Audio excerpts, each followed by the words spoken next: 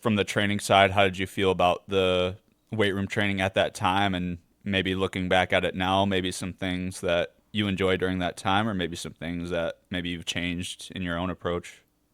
Yeah, the biggest thing that for me that's changed in terms of the way that I train my athletes is that I've taken a step away from the traditional Olympic lifts, and supplemented them with my system. Now that there's reasons for that. Number one, it's like my thing, and it's something that I when it's your baby, you want to see how far you can take it and what you can get out of it.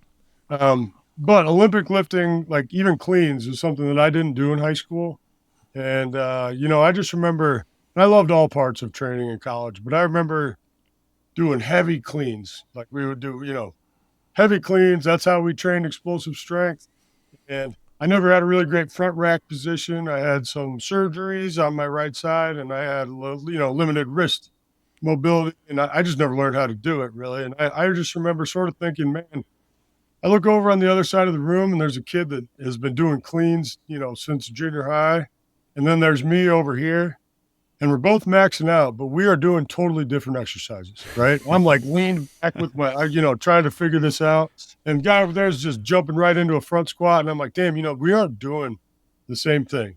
So my one thing that I would change would be, hey, either teach us how to do this, right? And maybe don't max out, or don't go so heavy with it until we actually learn the mechanics, or give me something with a lower barrier of entry that also accomplishes the same goal, which is explosive triple extension, right? So for me now we're doing cleans rotational. So it's rotational pattern through the trunk. We do it with forward intent. We do it with the landmine, so it's all on the balls of your feet. You're driving forward the whole time, and we can load it, but it's also much more accessible. The positions are more accessible, and we've got a system that I think makes it really easy to learn and at least get everybody on a standard level where we can load it. You can load it as aggressively as you want because the barrier of entry is a little bit lower. That would be the one thing. The other thing that as I alluded to a little bit earlier, that I'm not in love with, that we did a lot of, which is I think there's a time and place for it, but I didn't necessarily like how we did it, was the running mechanics. And that's one of the things that got me into this rabbit hole that I'm in right now, was that when it was time to work on running or teach mechanics, it was always brace your core in neutral.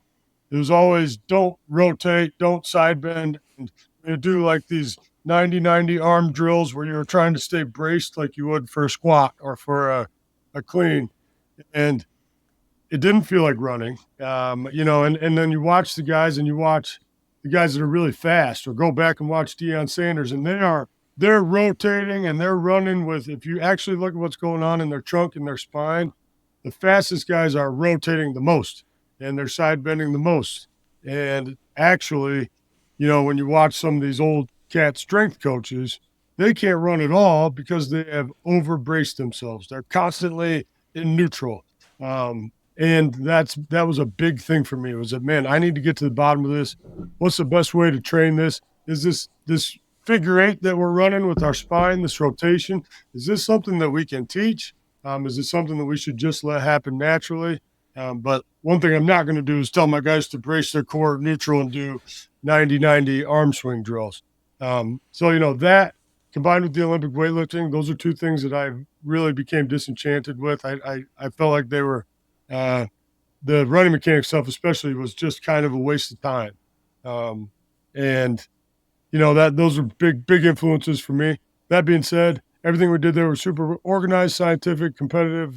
Coach Doyle is one of the best to ever do it, and I loved everything about it. Those were just two things that I would maybe change a little bit.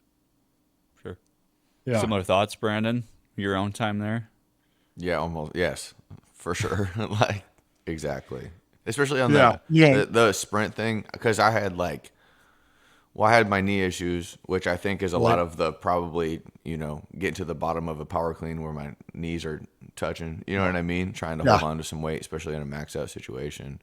But then yeah, also I dealt with like a lot of hamstring stuff, and I feel like the inability to rotate was probably a factor in For sure. me being stiff or not moving as fluidly as I probably should, especially at a top speed. And I don't know. I felt like that was just something that I couldn't get rid of, and it felt like it was probably in the way that I was doing things, you know what I mean, or being taught to do things. So those are the two and biggest just, things you know, that all I you're doing is face. conditioning yourself to do something over and over.